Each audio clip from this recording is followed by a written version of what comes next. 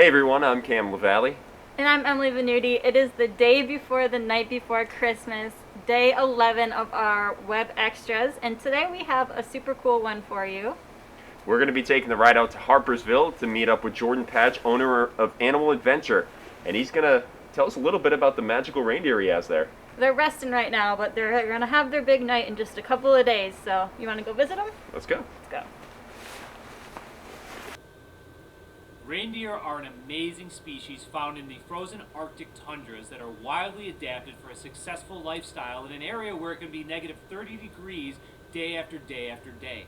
Looking at their body, you can work your way from the snout all the way to the back and down to the hooves and really identify the adaptations that make them such remarkable animals.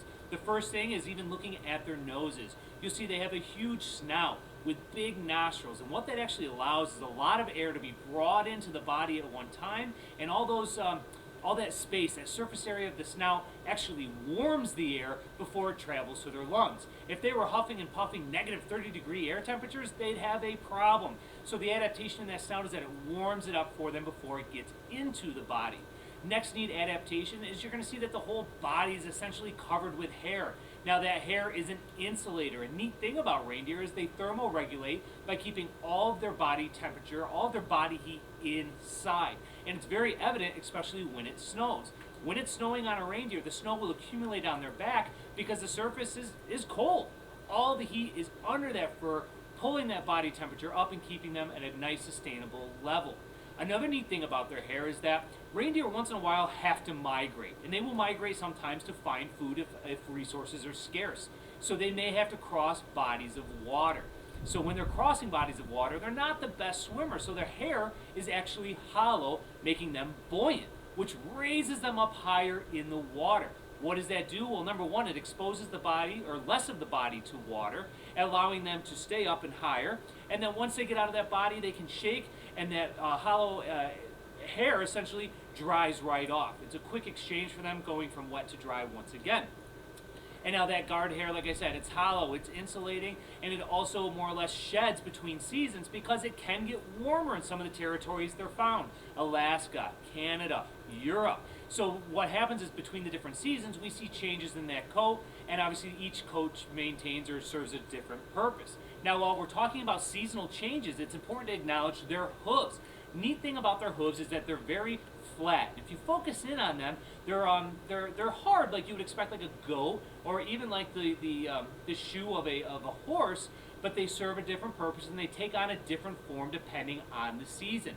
In the summer, the warmer months, if you will, their hooves are much softer. All right, and that's because they're traveling on surfaces that are not as tough for them. And if you notice, actually, the hooves are very flat and spread out, large surface area, and that serves more purpose in the winter months. So as we seasonally change, we're going to now harden the hoof. That hoof is going to help them spread out surface area to stay up on top of frozen surfaces, like snow, instead of falling down.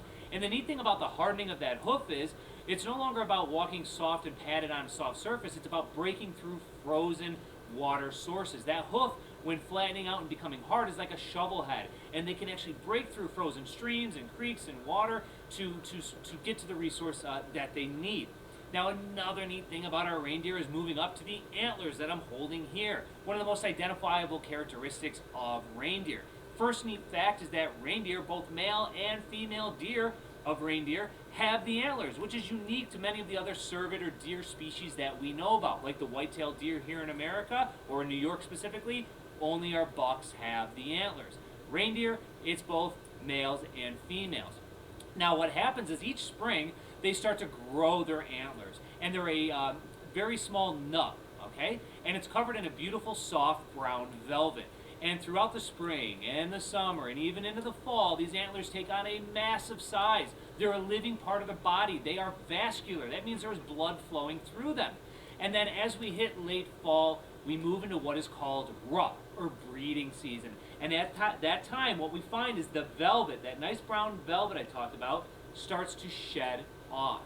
Now what's happening is that essentially the blood is leaving the antlers and they are dying.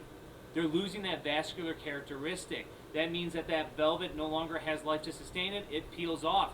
Those antlers, now being essentially dead to the body, become extremely hard. durable and strong.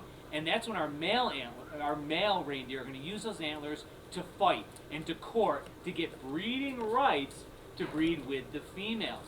Now the females, what are they using their antlers for? It's not so much fighting, it's not about hierarchy, it's not about breeding. For them it's more about finding those resources. Again, they can knock down food items from branches up above. They can use the antlers to move snow away. They can use the antlers to also break through frozen water sources. So it's more of a tool for our females, where our males, it's not only a tool, but it's also a status sign as well.